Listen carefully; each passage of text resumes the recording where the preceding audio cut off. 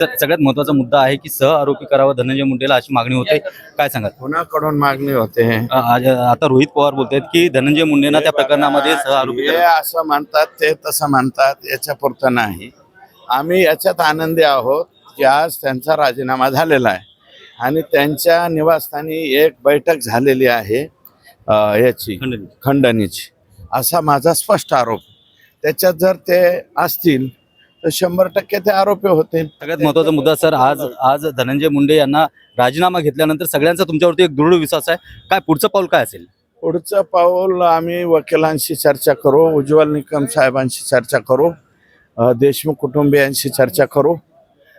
SITचे जे अधिकारी आहेत, मी काही SITच्या अधिकाऱ्यांकडे जात नाही, पण धनंजय आणि खेंडकर जातात, तर त्यांना तिथं पाठवेल मी आणि तिथला तपास कोणत्या दिशेने काय ते सांगतात बिचारे त्यांना.